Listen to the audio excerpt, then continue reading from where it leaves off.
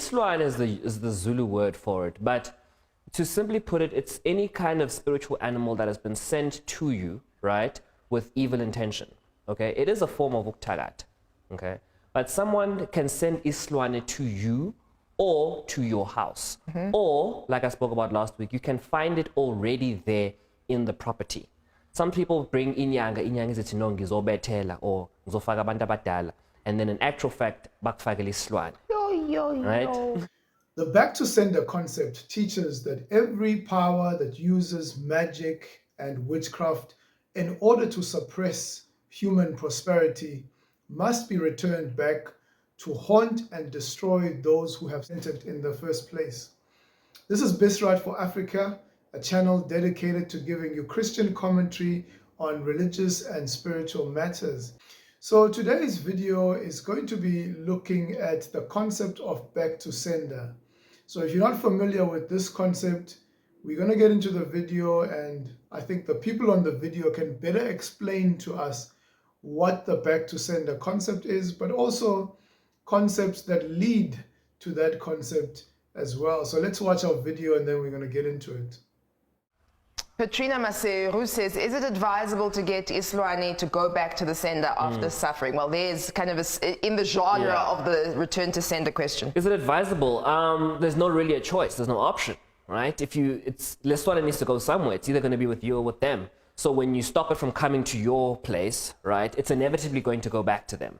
So it's not a question of what's advisable. It's whether or not you want to stop suffering. Where is this thought about the negative potential of return to sender, that idea? You know what I'm talking about. And I don't know if it's a new age thing, if it's a Christian thing, or what it is that makes you think, you know, there is potential danger. If someone's sending you evil or darkness or harm, sending it back just keeps it perpetually in the atmosphere. Well, I mean, maybe return to sender is the wrong phrase to use, but people have got to understand there's only one of two places Islwane can go to, right? And if you stop it from going to this place, where else is it going to go? Islwane is created with the intention of acting upon something or someone, right? Or somewhere, okay?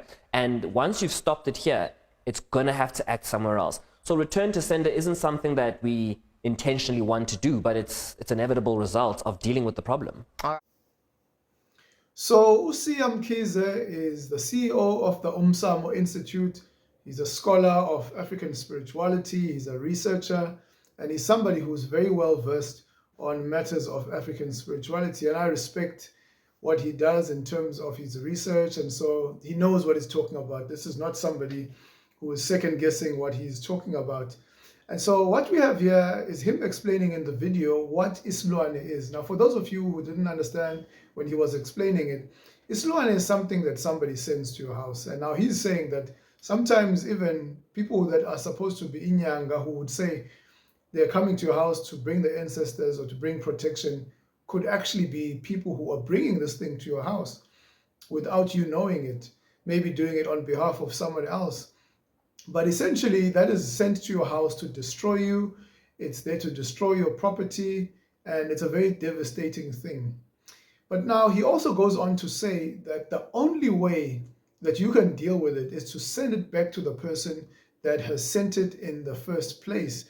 Now, very interesting, Pabi Maloy, who is the presenter that's interviewing him, straight away you can see that there are alarm bells that are ringing in her head, because she's asking the question, if I send it to you and then you send it back to me, well, what if I then go to my nyanga and my nyanga sends it back to you?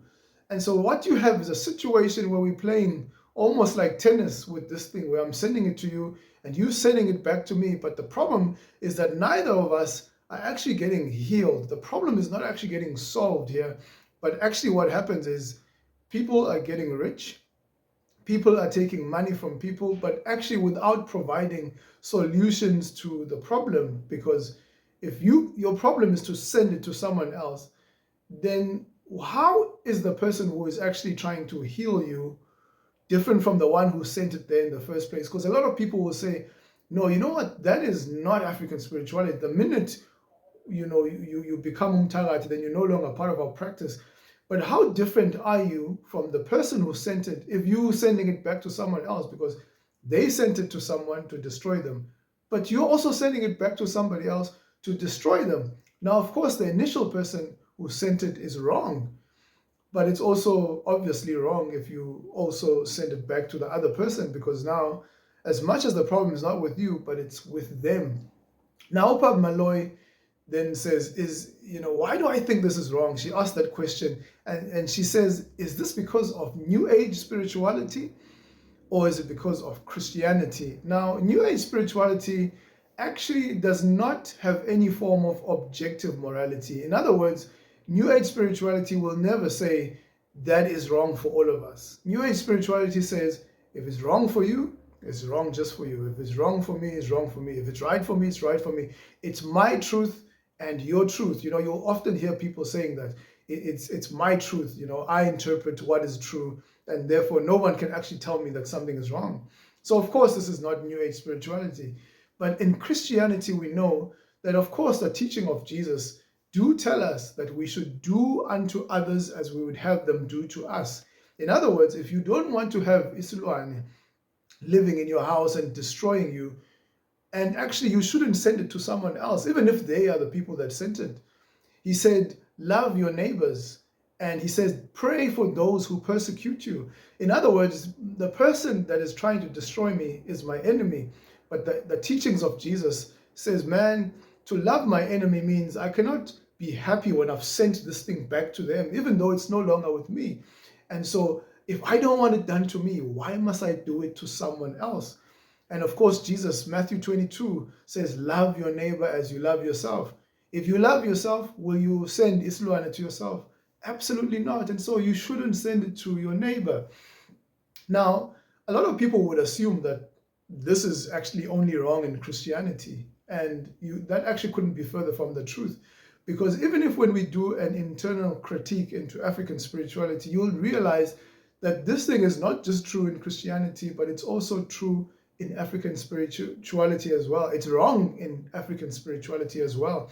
Because if you look at Romans chapter 2, verses 15, it says that God has written his law in the heart of the Gentiles. He's written it in our consciousness.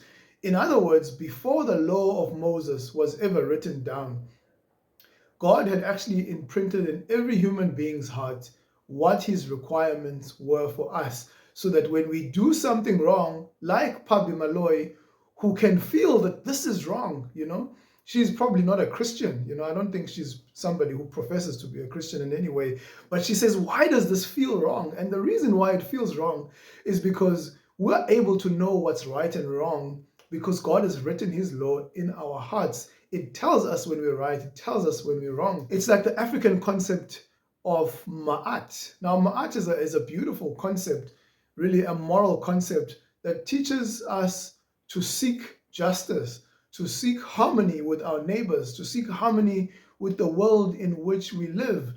And so you can see straight away from that concept, man, if I'm sending Islwane to you and you're sending it to me, there is no harmony between us. This is disharmony. This is dissonance.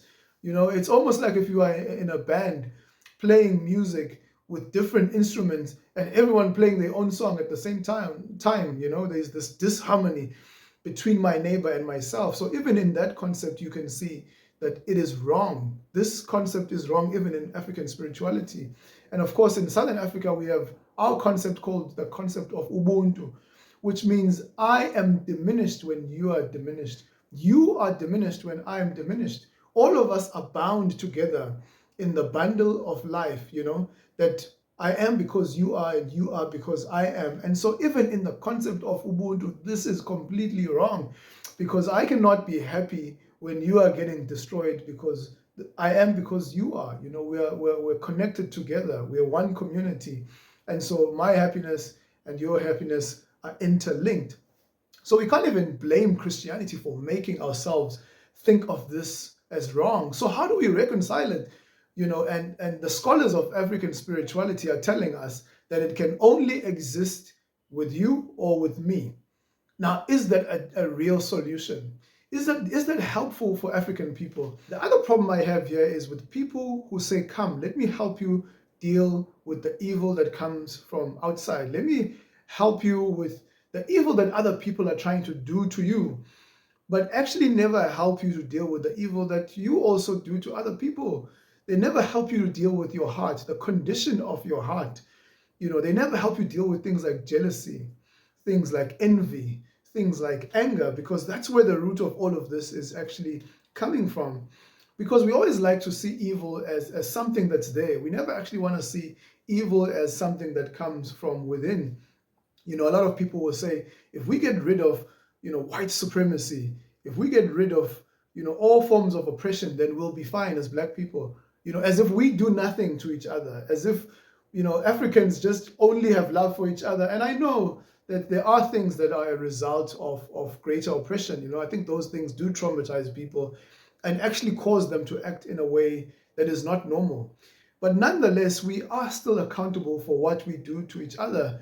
And so we can deal with the evil that's there, but we've got to look inside and go, what are the things that we do to each other? We always talk about the problems in Christianity and slavery and colonialism, but what about principles? I'm talking about a principle. Scholars of African spirituality say this is a principle. It's either with me or with you. There's no other solution. And so what do we do with problems like that? Because you'll hear people saying we must stand behind or advocate for Black Lives Matter. My question is, should Black Lives matter to only white people? In other words, should it only matter what other people do to us? Or does it matter what I do to my African brother? Does it matter how I treat my African brother? Does it matter how, when at school I've got only African kids in my class, does it matter how I speak to them, how I treat them? Does it matter how at the hospital, how I treat my African brothers and sisters? And so it's important that we understand that change always begins inside. Before we can start talking about other people loving us and appreciating us, we've got to first love ourselves. This is why the Bible says, love your neighbor as yourself. If you don't love yourself, if you don't appreciate your African brothers, how are you going to actually love someone else? And so it calls us actually to look at ourselves. It calls us to also look at concepts like this in our community that affect our thinking, that tell us that it's okay that my neighbor can be destroyed in this way, as long as it's not with me, because that's actually pretty much what's wrong with our country at the moment. You've got people who, when they are successful, and they've got these great political positions, they think that everything is fine because I'm fine. Or you'll have one African person who works for a big company and they're earning a lot of money, and we think everything is okay just because that one person is there.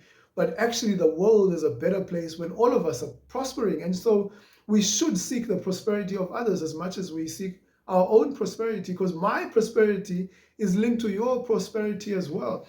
And so for me, the concept of Back2Sender, it doesn't fulfill the aspiration of the African to live in a community that is in harmony with each other. It doesn't fulfill the aspiration of the African of Ubuntu that says, I am because you are. But ultimately, it doesn't actually deal with the problems that are inside of our hearts. And I think that for me, there's no solution that bypasses the human heart.